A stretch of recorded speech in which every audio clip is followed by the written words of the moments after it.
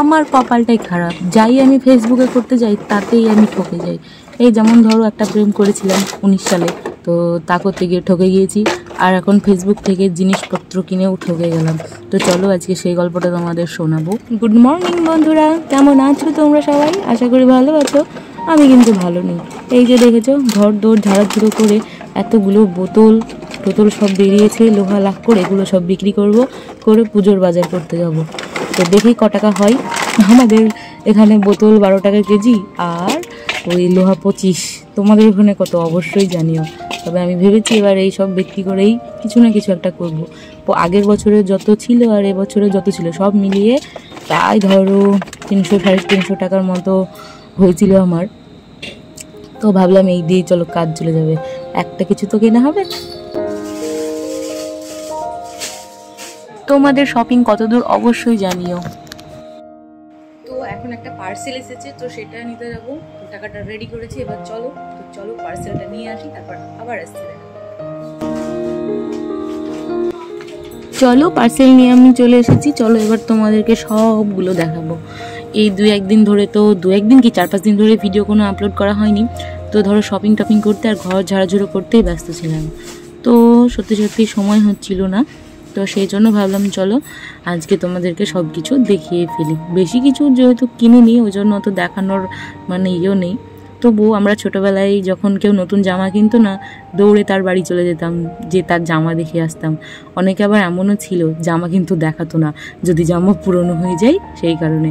তো আমরাও ওরকম অনেক করেছি, তবে জোর করে জামা টামা দেখার মজাই আলাদা। আর এখন তো ঘরে ঘরে সবার বিয়ে হয়ে গিয়েছে, তারপরে আর ধরো সেই আনন্দটা আর আসেও না, আর ভালোও লাগে না। কে কোথায় আমরা থাকি তার ঠিকও নেই। তো চলো, অনেক দিনের পুরনো স্মৃতি যেন মনে পড়ে গেল এই জামা কাপড় দেখাতে গিয়ে। তো এই দেখো আমার ছেলের জামা কাপড়, ওই ধরো 2-3-4 সেট কিনতে হয়েছে, কারণ শুনছি সামনে পুজোর দিনগুলোতে বিশেষ করে বৃষ্টি নামবে। তো ধরো ছোট বাচ্চা, ওর তো 3-4টে লাগবেই, নাহলে কখন যে কী করবে তার ঠিক নেই, কাদামাদা মেখেই চলে আসবে। তো ছেলের সেটগুলো তোমাদের দেখিয়ে দিলাম। এবার এই যে পার্সেলটা আমি নিয়ে আসলাম সেটা দেখাবো। এটার না অনেক কাণ্ড ঘটে গিয়েছে, যেটা তোমাদেরকে আমি শেয়ার করছি। ফেসবুক থেকে নিয়েছিলাম, দিয়ে আমার এই অবস্থা, মানে কি বলবো। আর কিভাবে নিয়েছিলাম জানো? বরের কাছ থেকে মানে চুপ করে টাকা নিয়ে বলতে এমন যে ওর টাকা আমাকে দিয়েছে, সেই টাকাটা ধরো আমি রেখে দিয়েছি, পরে আর আমি ওকে ঘুরিয়ে দিইনি, আর বলিও নি যে তুমি আমায় টাকা দিয়েছো নাও তা। তো পরে যখন পার্সেলটা আসলো, এটা 400 টাকা দাম।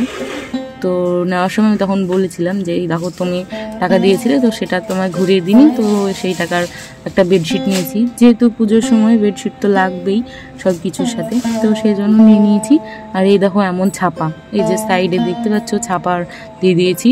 এই রকম ছিল ছাপাটা, যেটা দেখে আমি পছন্দ করে অর্ডার করেছিলাম, আর আমাকে পাঠিয়েছে এই কালারটা। যদি একটু উজ্জ্বল হতো তা ভালো হতো, তো সেটাও না, একদম খসখসে, এক কথায় বাংলা ভাষায় খেস্টে কালার।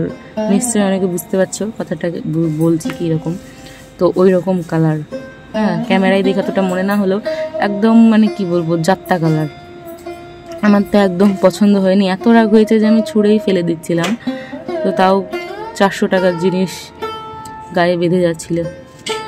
তো বর আমায় 5000 টাকা দিয়েছিল বাজার করতে, তো সেগুলো করতে করতে ধরো হাফ টাকা সব ফুরিয়ে গিয়েছে, আর বাকি আছে। ভাবলাম আর একটাও বেডশিট নিতে হবে, নাহলে এই বেডশিট আমি 2 দিনও ইউজ করতে পারবো না। আর আমার বেডশিট 2-3 দিন অন্তর অন্তর ধরো কাঁচা পড়ে, এই বাচ্চার কারণে। মানে আমি আমার ছেলের জন্য ধরো 2-3 দিন অন্তর অন্তর এই বেডশিটগুলো কেচে ফেলি, তো আমার বেডশিট একটু বেশিই লাগে, তো সেজন্য কিনবো। আর এই দেখো আমার পুজোর শাড়ি, রানী কালারের, কি নাম কিন্তু কেউ জিজ্ঞেস করো না, আমি কিন্তু জানি না। আর এই একটা যেটা প্যাকেট ছিল ওই একটা শাড়ি, এই দুটো শাড়ি। আর যেটা মাঝে দেখছো ওটা হলো আগের বছরের, কিনেছি কিন্তু পরিনি।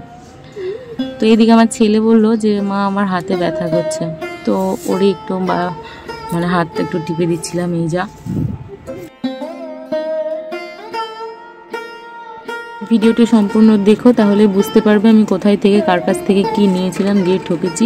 আর হ্যাঁ, এটা কিন্তু ফেসবুক থেকেই হয়েছে। কি আর বলবো, গত বছর নয়, 3-4 বছর 5 বছর আগে, আমার বিয়ের আগে, মানে একজনকে বিশ্বাস করেছিলাম ফেসবুকে, দিয়ে ঠকেছি। আর আবার এই জিনিসপত্র নিয়ে ঠকলাম।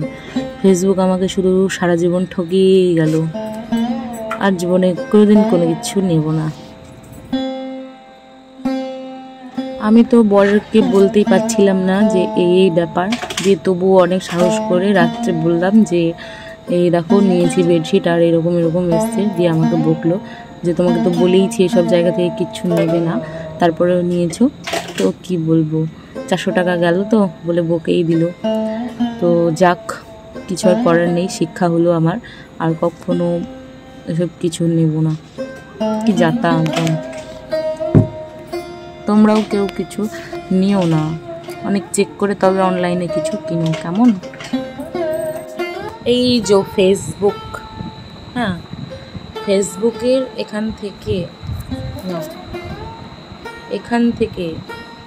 থেকে অর্ডার করেছিলাম, হ্যাঁ, বেডশিট বাটিক প্রিন্টের, ছাপা, অনেকে দেখতে পাবে। তো নেট প্রবলেমের জন্য আমার আসছে না হয়তো। তো এখান থেকে কখনো জিনিস কেউ কখনো কিনবে না। আমি চাই না আমি যেমন ঠকেছি আর 5 জন ঠকুক। তো চলো তোমাদেরকে দেখাচ্ছি আমি। এই যে মার্কেট প্লেস, একটু ওয়েট করে যাও। এই যে মায়া বাটিক বেডশিট, লিখেছে বাটিক কিন্তু দেয়নি বাটিক। হ্যাঁ, এই যে তোমাদেরকে দেখাচ্ছি। হ্যাঁ, আমি যখন নেব বললাম, হ্যাঁ, তখন বললো যে হ্যাঁ এটা অ্যাভেলেবল আছে। এই যে দেখো আমি লিখেছি, প্রিন্টগুলো পিক পাঠান। এই যে এতগুলো প্রিন্ট ছাপা, কি সুন্দর সুন্দর ছাপা, দেখেই চোখ জুড়িয়ে যাচ্ছে। হ্যাঁ, এগুলো নাকি 399 টাকায় পাওয়া যায়। তো সেই মতো আমি অর্ডার করেছি এই বেডশিটটা। হ্যাঁ, তো ঠিক আছে, ক্যাশ অন ডেলিভারি পেয়ে যাবে, ও রিপ্লাই দিয়েছে। তারপরে এই যে নেব,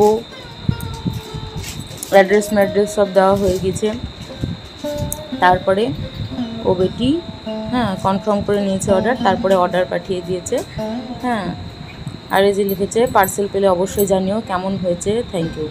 হ্যাঁ, পার্সেল দেখো, এই যে পার্সেল এসেছে আমার। এই যে ছবিটা দেখো শুধু, কোন অ্যাঙ্গেল থেকে মনে হচ্ছে যে এই যে এটা, কোন অ্যাঙ্গেল থেকে মনে হচ্ছে এটা যে বাটিক প্রিন্টের ছাপ বা ছাপা, এরকম কিছু তোমাদের দেখে মনে হচ্ছে। এই ছবিটা পাঠিয়েছিলাম। এই যে কোথায় এটা, কোথায় এটা, আর কোথায় এটা, এই যে এটা। তাহলে কার না রাগ করে বলো? 400 টাকার চুনা লাগিয়ে দিয়েছে আমার। আমি চাই যেন কেউ কখনো এইসব জায়গা থেকে অর্ডার করবে না। হ্যাঁ, কখনোই না। এবার না আমায় রিপ্লাই করছে, না কোনো উত্তর দিচ্ছে। তো বিশেষ করে যারা এইভাবে ফেসবুক থেকে জিনিস কেনো, কখনো কিনবে না, মরে গেলেও কিনবে না। এরা এত ঠকায়, তা মানে বলা না। আমি তো ঠকে গিয়েছি, আমি চাই না আর অন্য কেউ ঠকুক। মানে দেখাবে এক আর দেবে আর এক। আমি চাই ওই যে টাকাটা ও নিয়েছে না এই কাপড়টা দিয়ে, তার অর্ধেক টাকা যেন ডাক্তার দেখাতে গিয়ে চলে যায়। হ্যাঁ, যেন ওর পেটে হজম না হয়।